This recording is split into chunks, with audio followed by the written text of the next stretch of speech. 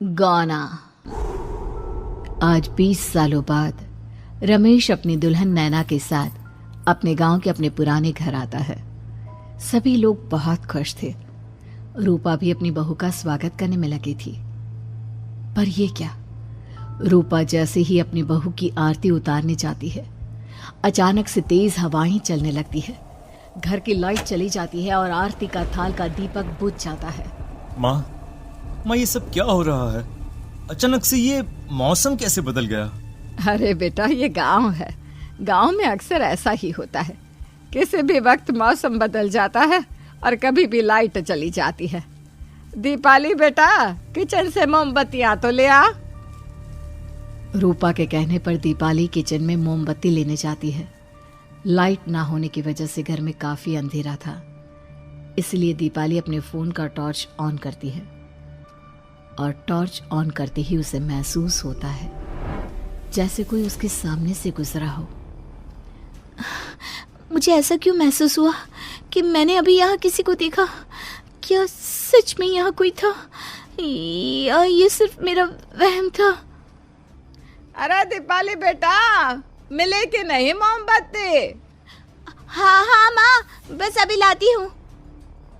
दीपाली सारी बातों को भूलकर मोमबत्ती जलाती है और जैसे ही मोमबत्ती लेकर वापस बाहर जाने के लिए पीछे मुड़ती है तो उसके सामने एक 10 साल की छोटी बच्ची खड़ी होती है। उस बच्ची की एक झलक देखते ही दीपाली डर जाती है और जोर जोर से चिल्लाने लगती है। तभी अचानक से लाइट आ जाती है। दीपाली की आवाज सुनकर शंकर और छोटा भाई पवन उसके पास पहुंचते हैं। क्या हुआ दीपावली बेटा? पापा, मैंने किसी को देखा। दीदी, यहाँ पर कोई नहीं है। अंधेरे में वहम हुआ होगा आपको। अब चलो, दरवाजे पर भैया भाभी कब से खड़े हैं। दीपाली भी इसे अपना एक वहम समझकर सबके साथ बाहर चली जाती है, जहां वो लोग अपनी भाभी का स्वागत करते हैं। नैना अपने पैरों से कलश को गिराकर थाल में पैर रखती है और घर के अंदर जाती है। सब घर के अंदर चले जाते हैं। भाभी, मैं आपकी ननद नहीं, आपकी छोटी बहन और फ्रेंड की तरह हूँ। इसलिए कभी भी आपको ये लगे कि भैया आपको सता रहे हैं तो आप उनकी शिकायत मुझसे कर देना। भाभी भैया की शिकायत करे या ना करे, पर मुझसे और माँ से तेरी शिकायत जरूर करेगी। सभी आपस में बैठकर हंसी मजाक कर रहे थे। नैना भी घूंघट किए अपने बिस्तर पर बैठी थी।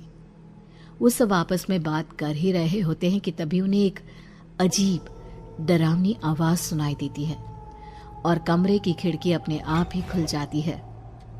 मुझे इसीलिए गांव पसंद नहीं। गांव में ऐसी ही डरावनी आवाजें आती हैं। मैंने तो सुना है गांव में बहुत सारे भूत भी होते हैं और इस मौसम को पता नहीं क्या हो रहा है। मुझे तो बहुत डर लग रहा है। मैं तो अपने कमरे में जा रही हूँ सोने। बाय भाभी, हम कल बात करेंगे। अब सब अपने कमरे में सोने चले जाते हैं। नैना अपने कमरे में बिल्कुल अकेली थी। कुछ देर बाद रमेश अपने कमरे में आता है और देखता है कि नैना खिड़की के पास खड़ी होकर बाहर की ओर एक टक नजरें लगाकर देख रही थी। क्या हुआ नैना? बाहर क्या देख रही हो? मैं बाहर का मौसम देख रही हूँ रमेश जी।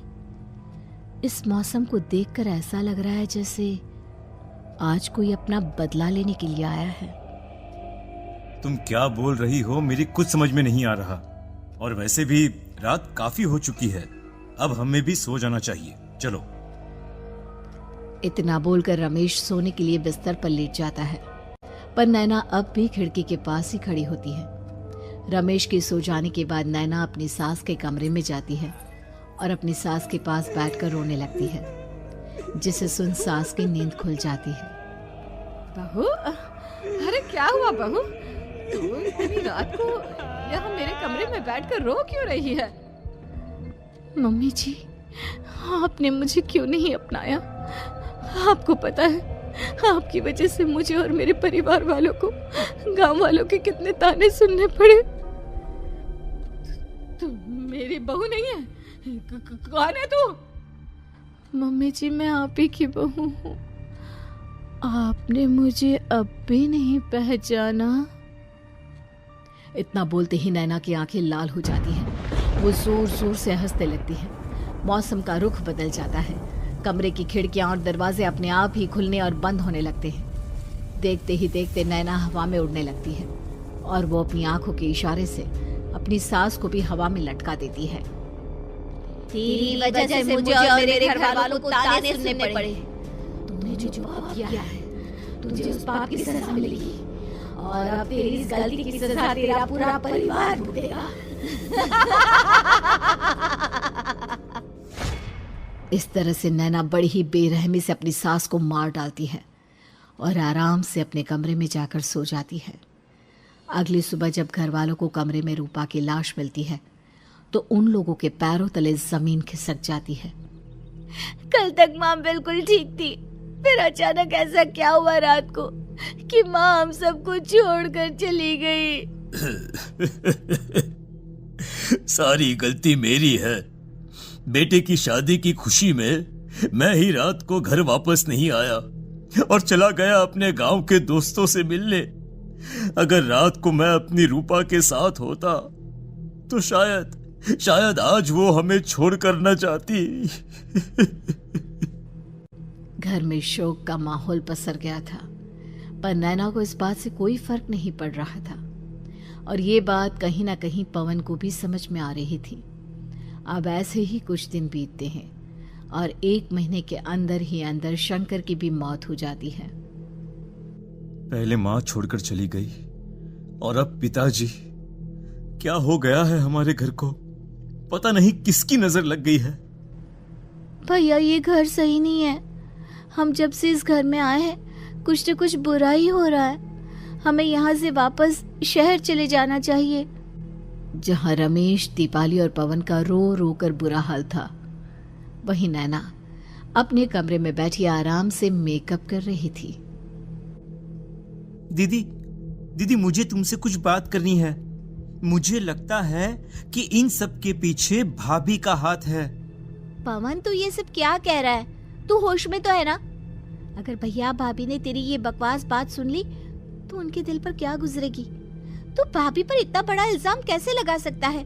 दीदी आप खुद ही देख लो ना, हम जब से इस घर में आए हैं सब कुछ बदल गया है। शादी से पहले नैना भाभी ऐसी बिल्कुल नहीं थी, पर अब वो किसी से बात नहीं करती, ज्यादातर अकेले अपने कमरे में ही रहती है और कभी उनसे बात करो भी तो न जाने कैसी अजीबोगरीब तरह की बातें करने लगती हैं। तू पागल हो गया है? आप समझती क्यों नहीं है दीदी? देखो ना, हमारे घर में मौत का सिलसिला शुरू हो गया है, पर भाभी को कोई फर्क नहीं पड़ रहा। वो अभी भी मेकअप कर रही हैं, आराम से खाना खा रही हैं। और दीदी आपको पता है, जिस रात माँ की मौत हुई थी ना, उस रात मैंने भाभी को माँ के कमरे में जाते हुए देखा था। पवन की बातें सुन अब दीपाली के मन में भी शक पैदा होने लगता है और वो इस बारे में रमेश से बात करती है। रात को सब साथ में बैठकर खाना खा रहे थे, तभी कौन हो तुम और तुम ये सब क्यों कर रही हो? क्यों सबकी जान ले रही हो? रमेश जी ये आप क्या कह रहे हैं? मैं भला मम्मी जी पापा जी की जान क्यों लूंगी? मैंने कब कहा कि तुमने माँ पापा की जान ली? नैना तुम तो मेरी पत्नी हो, तुम थोड़ी किसी को मारोगी। नैना तुम नैना ही हो ना? रमेश की ये बात सुनते ही नैना खाना छोड़कर गुस्से में सबको देखने लगती है। नैना की गुस्से भरी आंख को देखकर तीनों भाई बहन डर जाते हैं। तभी नैना जोर जोर से हंसने लगती है। मैं तो हूँ आपकी पत्नी गौरी। गौरी का नाम सुनते ही रमेश के होश उड़ जाते हैं। आखिर कौन है ये गौरी? क्या है इस घर और घर वालों का राज?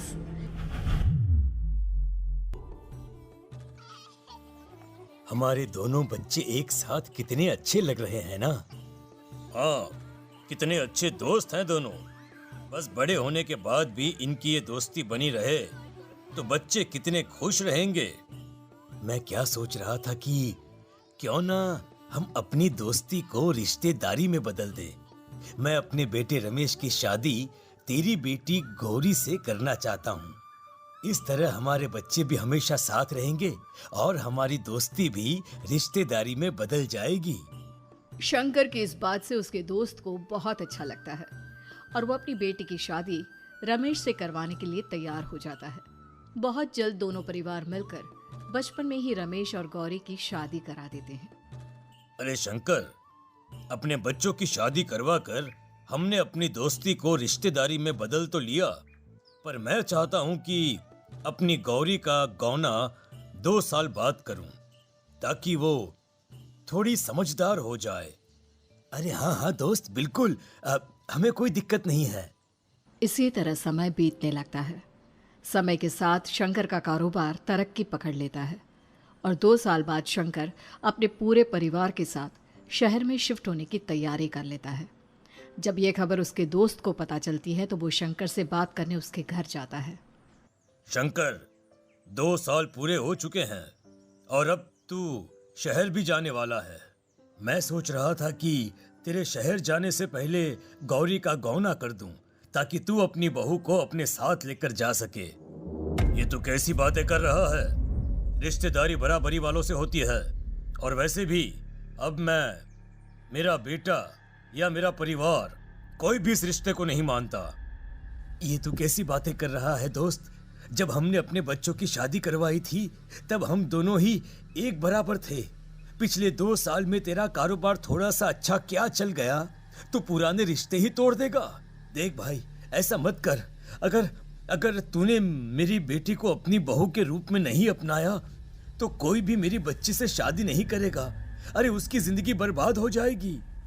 यार देख, वैसे भी बाल विवाह तो कानून मान्यता नहीं देता, फिर मैं कैसे दे दूं? तू अपनी बेटी के बड़े होने पर उसकी शादी किसी दूसरे लड़के से करवा देना। वैसे भी तब तक ना उसे और ना ही गांव वालों को ये बात याद रहेगी। मेरे बेटे को बख्श दे मेरे भाई। इस तरह से शंकर अपने दोस्त के परिवार और गौरी को गांव वालों के ताने सुनने और जिल्लत से भरी जिंदगी जीने के लिए छोड़ अपने परिवार वालों के साथ शहर चला जाता है। अरे इनकी गौरी में ही कोई दोष होगा, तभी तो लड़के वालों ने इनकी बेटी को अपनी बहू के रूप में नहीं अपनाया और उसको यहाँ छोड़कर शहर चले गए। अब कौन थामेगा ऐसी लड़की का हाथ? अरे पता नहीं कैसा आदमी है जो गांव वालों के इतने ताने सुनकर भी सर उठाकर गांव में चल रहा है। अरे अगर मेरी बेटी के साथ ऐसा हुआ होता ना तो मैं तो शर्म के मारे मर ही जाता। हाँ, दिन रात लोगों की नजरों में अपने लिए ग्रहण देख और सबके ताने सुन सुन अब गौरी के पिता हिम्मत हारने लगते हैं और एक रात गौरी के माता पिता खुदकुशी कर लेते हैं। ये सदमा गौरी भी सहन नहीं कर पाती और उसकी भी मृत्यु हो जाती है। तुम्हारे परिवार की वजह से हम लोगों ने अपनी इज्जत और जान गंवाई। इसका बदला तो तुम्हें चुकाना पड़ेगा, वो भी अपनी जान देकर। हंसते हुए अब नैना हवा में उड़ने लगती है। नैना अब पूरी तरह से बदल चुकी थी। गौरी की आत्मा उसके शरीर पर हावी हो चुकी थी। उसकी आंखें सफेद, पैर उल्टे, चेहरा काला और बाल बिखर गए थे। अब गौरी अपनी शैतानी शक्तियों से घर के हर कोने को अपने काबू में कर लेती है और सीधी दीवार पर जाकर चिपक जाती है। मुझे अपना बदला चाहिए। बदला लूंगी मैं तुम सबको खत्म कर दूंगी। गौरी इतनी तेज चिल्ला रही होती है कि उसकी आवाज से घर के सारे कांच टूट जाते हैं। सामान इधर उधर गिरने लगता है और ये सब देखकर तीनों भाई बहन के होश उड़ जाते हैं।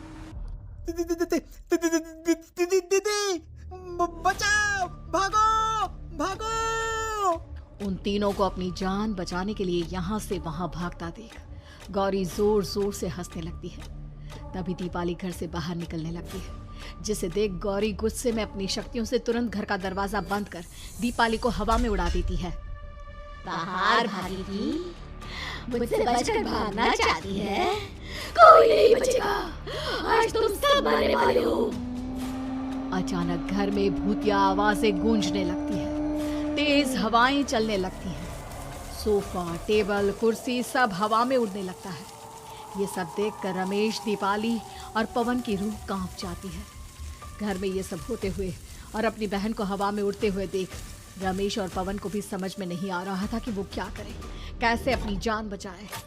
इतने में गौरी अपनी आंखें दीपाली की तरफ करती है और अपनी शैतानी शक्तियों से उसका गला दबाने लगती है। भागने का बहुत शौक है ना? अब मैं तुझे इस दुनिया से ही भगा दूंगी।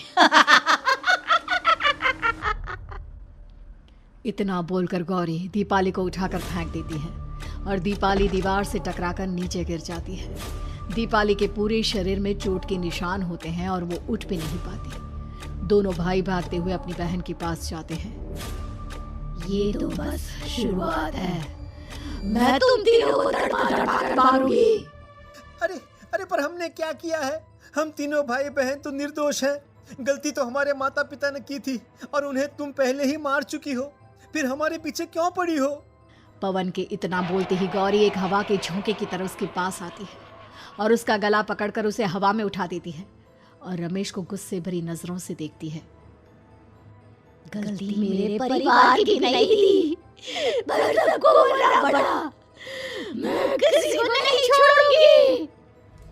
गौरी पवन को हवा में उछाल देती है, जिस पर कमरे की छत से टकराकर जमीन पर आकर वो गिरता है। उसके सर और शरीर पर जगह जगह चोट लग जाती है और खून बहने लगता है, जिसे देख अब रमेश से चुप नहीं रहा जाता। गौरी, तुम्हारा गुनहगार मैं हूँ। तुम्हारी शादी मुझसे हुई थी। अगर तुम्हें बदला चाहिए तो मुझसे लो। मेरे भाई बहन को छोड़ दो। तुम मुझे मार दो। मरना तो सबको पड़ेगा। अरे पर इसमें उन दोनों की कोई गलती नहीं है। प्लीज, मैं मानता हूँ कि तुम और तुम्हारे परिवार के साथ जो कुछ भी हुआ वो गलत था, पर गौरी, मैं प्लीज मेरे भाई बहन को छोड़ दो। उन्हें तो इस बात के बारे में कुछ भी पता नहीं है। उनका इस सबसे कोई लेना देना नहीं है।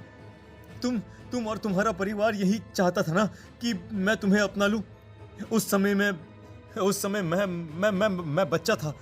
मेरे पास इतनी समझ नहीं थी, पर आज मैं तुम्हें तुम्हारे इसी रूप में अपनाता हूँ। मेरे साथ जो करना है कर लो, बस मेरे भाई बहन की जान बख्श दो उनकी जान। रमेश की ये बात सुनकर गौरी का गुस्सा थोड़ा शांत होता है। ठीक है, मैं तुम्हारे भाई बहन को नहीं मारूंगी, पर तुम्हें मरना होगा और तुम्हारी आत्मा को मेरे साथ शादी करनी होगी। मुझे मंजूर है। अब रमेश गौरी के साथ छत पर जाता है और छत से नीचे को जाता है। रमेश के मरते ही गौरी उसकी आत्मा को अपने साथ ले जाती है और इस तरह से रमेश खुद मरकर अपने भाई बहन को बचा लेता है।